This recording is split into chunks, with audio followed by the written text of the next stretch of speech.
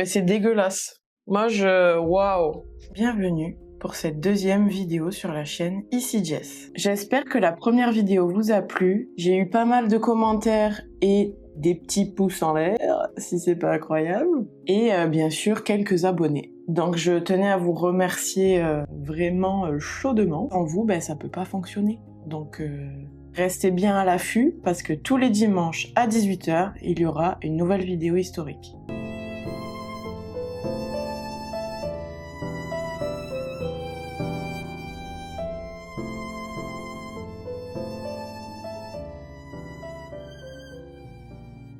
Il y a des noms qui résonnent comme des malédictions, des figures à la frontière entre l'histoire et la légende. Et s'il y a bien une femme qui incarne cette frontière, c'est bien Elisabeth Báthory. Accusée d'avoir torturé et tué des centaines de jeunes filles, mais derrière l'image de ce monstre se cache une femme bien réelle, née dans un monde violent, dans une Europe en guerre. Alors qui était vraiment Elisabeth Báthory? Une meurtrière sanguinaire ou alors victime d'un complot politique? Aujourd'hui, on plonge dans l'histoire de la femme la plus redoutée du XVIe siècle. Nous sommes au XVIe siècle. L'Europe centrale est une vraie poudrière. La Hongrie, partagée entre les Habsbourg et les Ottomans, vit au rythme des batailles et des complots.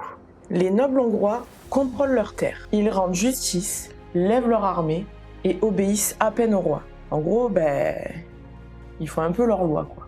Et parmi toutes ces familles, une famille règne sur les autres d'une main de fer. La famille Báthory. Je trouve pas que ce nom il fasse très peur, moi. Elisabeth Báthory naît le 7 août 1560 dans le château d'Eixede. Elle grandit dans le luxe, mais surtout dans une atmosphère un peu étrange. Elle est d'ailleurs sujette à des crises d'épilepsie qui sont pas très répandues à l'époque, donc ils en ont très peur. On parle évidemment de possession et de châtiment divin. Pourquoi il me manque une pince? Je peux savoir qui m'a pris ma pince? Elisabeth? Est-ce vous? C'est encore plus laid, mais bon. On est pas mal, là je peux travailler correctement. Mais malgré tout cela, Elisabeth est quand même une jeune fille brillante. Elle parle le hongrois, l'allemand et même le latin. Patronus, Philopum. C'était quand même une éducation très rare, même pour les nobles. Les nobles n'avaient pas l'habitude à cette époque-là d'apprendre autant de langues. Surtout qu'ils s'embêtaient pas trop pour une fille. Ah, petit disclaimer, si vous voulez la liste des produits que j'utilise, rendez-vous en description pour voir la liste. Revenons à nos moutons. Donc Elisabeth, c'est un peu la meuf intelligente qui parle plusieurs langues et qui est un peu chiante parce qu'elle se croit au-dessus de tout le monde. Et ce qu'elle voit dès l'enfance, c'est la violence ordinaire de cette époque. Donc, je vous la fais courte, des punitions publiques et des exécutions. Et après, on parle de notre génération qui regarde énormément de films d'horreur, et on se dit, mais cette génération est complètement folle. Alors que dans les siècles passés, au niveau de la banalité, de la cruauté, on était quand même... Ouais, parce que là, on voit plus. Alors, votre max du max, c'est là. On était là. Mais j'ai mis le pinceau dans l'œil. Morbleu. À 13 ans, elle est fiancée à Ferenc Nadasdy. C'est un puissant seigneur hongrois. 2 ans plus tard, donc à 15 ans, elle l'épouse. Cette époque-là est vraiment effroyable à ce sujet. C'est un mariage politique bien évidemment, mais quand même pas sans affection. Ferenc, on va l'appeler Ferenc parce que sinon ça va durer 100 000 ans à chaque fois que je vais parler de lui. Ferenc qui part souvent à la bataille contre les Ottomans. Donc évidemment, pendant ses absences, Elisabeth, elle est toute seule dans son château de Kashtis, autrement dit, une prison dorée. Un lieu assez imposant, mystérieux, reculé. Le début d'un film d'horreur finalement. Vous savez, le genre de film où on voit une fille qui crève un pneu en voiture et qui s'enfonce dans la forêt alors que c'est pas du tout une bonne idée. Ce genre de forêt là, quoi. Aujourd'hui, on va mettre le Chanel parce qu'on est d'humeur royale. On raconte qu'elle s'impliquait dans la médecine et l'éducation de ses enfants. Mais aussi qu'elle administrait la justice de façon, un peu sévère. On n'a pas envie d'être censuré. Alors, les nobles à cette époque-là avaient beaucoup de privilèges et de pouvoirs, dont le droit de vie ou de mort de leurs servants. Oui, oui. Et comme vous imaginez, Elisabeth, se faisait pas trop prier pour user de ce pouvoir-là.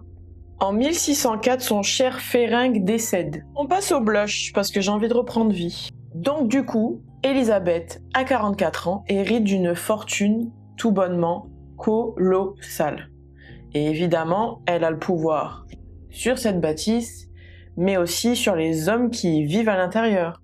Un vrai tyran, quoi. Et vous savez, à cette époque, qu'en tant que femme, user de ce pouvoir-là, c'est déjà pour les hommes quelque chose d'inacceptable. Et bien sûr, les rumeurs commencent. Apparemment, des servantes disparaissent. On entend même des cris dans les cachots. Mais aussi de punitions qui vont beaucoup trop loin. Mais personne n'ose l'affronter parce que, évidemment, Élisabeth, elle a le pouvoir sur tout et tout le monde. Puis peu à peu, la rumeur devient légende. On dit qu'elle se baigne même, écoutez bien, dans le sang des règles de jeune fille pour garder sa beauté et sa jeunesse. Ouais, assez particulier comme rituel de beauté. Mais désolé de vous décevoir, tout ça n'est que mensonge. Aucune preuve historique n'a été retrouvée. Moi, je pense surtout que c'est un peu l'invention de chroniqueurs assez misogynes qui se disent qu'une femme ne peut pas être au pouvoir sans avoir des délires chelous. En 1609, le roi Mathias II, ça fait très passe-partout, désolé je m'égare, Mathias II va ordonner une enquête. On l'aime bien Mathias II, non? Vous trouvez pas? Le comte Giorgi Turzo est même chargé de mettre la lumière sur cette affaire. Pendant des mois, plus de 300 personnes sont interrogées à ce sujet. Des servantes, des nobles et des villageois disent même qu'ils ont vu des cadavres. Alors, ces petits loups, je sais pas s'ils étaient payés, mais en tout cas, ils prêchent pas trop en la faveur d'Élisabeth. Et d'autres font que colporter les ragots dans toute la ville et même au-delà. Les serviteurs d'Élisabeth sont donc auditionnés, autrement dit torturés, et sous la douleur, ils avouent tout. Apparemment jusqu'à 600 victimes. Bon, de ça, on n'en est pas sûr, comme toute cette histoire finalement. Un petit peu du blush, d'accord. Le 30 décembre 1609, ce fameux Turzo arrive au château et apparemment, il a retrouvé des corps morts. Mais comme vous l'imaginez, aucune trace de ce rapport a été trouvée. Selon les dires d'un homme, Élisabeth est donc arrêtée. Mais malheureusement, je dis bien malheureusement pour elle, parce qu'elle va connaître un autre sort. Parce qu'on ne juge pas une comtesse, mais on la fait taire. Tous ses servants et servantes vont être exécutés, mais alors elle, franchement, je souhaite ça à personne, même à mon pire ennemi. Ils vont donc l'emmurer vivante, mais ils vont laisser un petit trou pour pouvoir la nourrir, comme un petit oiseau. Non mais c'est dégueulasse. Moi waouh. Franchement, les tortures comme ça de l'époque, c'était quelque chose. Hein. Et d'après vous, combien de temps elle est restée emmurée en train de se faire nourrir comme un petit oisillon? 4 années. Pendant 4 ans, la meuf, elle était dans un mur. Franchement, les prisonniers d'aujourd'hui, ils devraient en prendre de la graine parce que eux, à côté de ça, ils ont la vie plutôt douce. Hein. Et malheureusement, elle décédera le 21 août 1614 à l'âge de 54 ans. Alors, par contre, on parle de choses terribles, mais je trouve que mon maquillage commence à vraiment ressembler à quelque chose. J'espère qu'on voit bien. Après, je vous approcherai un petit peu de mon visage à la fin pour voir tout ça. Alors, vous pensez que cette histoire s'arrête ici? Eh bien non, parce que sa tombe reste introuvable. Et selon les dires de certains, on aurait déplacé le corps pour éviter la colère des villageois. Après sa mort, la légende explose. On en parle partout en Europe. Elle est un peu le symbole de la femme tyran, mais surtout du mal incarné. Mais les historiens se penchent un peu plus à son sujet et découvrent une toute autre réalité. Ils découvrent donc des preuves détruites ou falsifiées. Mais c'est pas tout. Ils voient aussi des témoins qui ont été achetés ou torturés, comme c'est bizarre, mais surtout un roi qui lui devait une somme colossale pour l'époque. En accusant Élisabeth, il récupérerait donc tous ses biens immobiliers, mais surtout, on effacerait sa dette. Alors, excusez-moi, mais dans cette histoire, il y a quand même le bénéfice du doute qui apparaît, hein. Alors, on peut se poser la question, était-elle vraiment coupable pour tous ces chefs d'accusation? Plutôt, est-ce qu'elle n'était pas la victime d'un énorme complot politique contre elle? Oh non! Sur le teint aussi, j'avais pas vu. C'est trop joli. Parfois, par moments, je me jette un peu des fleurs, alors laissez-moi, d'accord?